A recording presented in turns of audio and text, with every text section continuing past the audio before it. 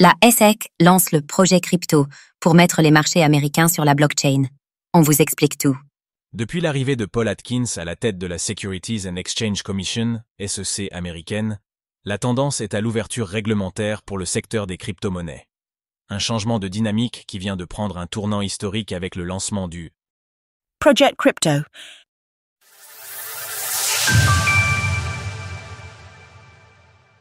Paul Atkins lance un projet crypto de grande envergure.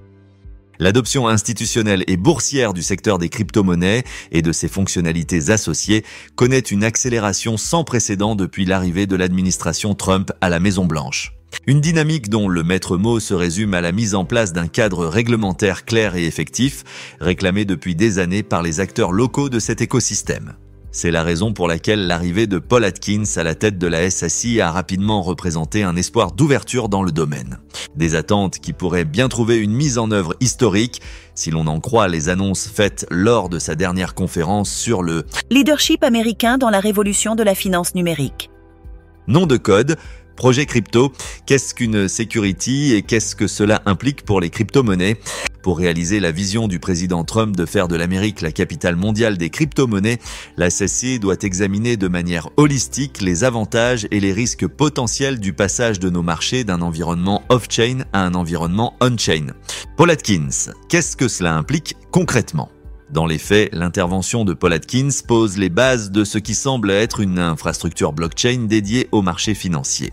Un service pour le moment en cours d'évaluation par le personnel de la SEC, dont le but central vise à libérer le potentiel des systèmes logiciels on-chain sur les marchés américains des titres financiers. Security. Une initiative de la SEC aux multiples objectifs. Au centre de cette démarche, la prise en compte effective et réglementaire du principe de tokenisation appliqué aux actifs du monde réel. Un marché des Real World Assets, RWA, en pleine explosion, dont le dernier exemple en date concerne les plateformes d'échange de crypto-monnaies et leurs actions tokenisées. Mais Paul Atkins semble vouloir aller encore plus loin.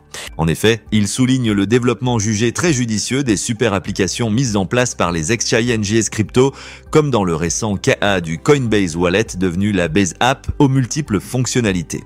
Le but, se passer des intermédiaires inutiles vers une approbation automatique des ETF crypto, les places boursières américaines prestent la SEC.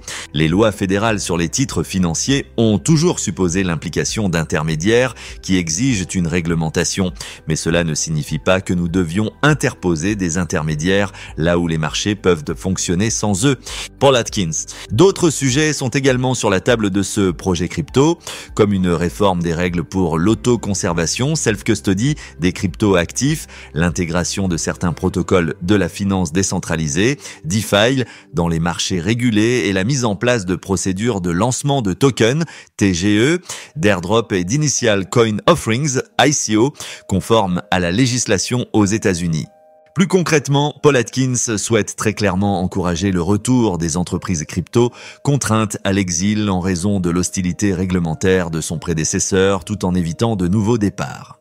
Une initiative qui sera très certainement soutenue par la mise en place annoncée d'une exemption pour l'innovation destinée à soutenir le développement des nouveaux modèles économiques. Retrouvez toutes les actualités crypto sur le site cryptost.fr.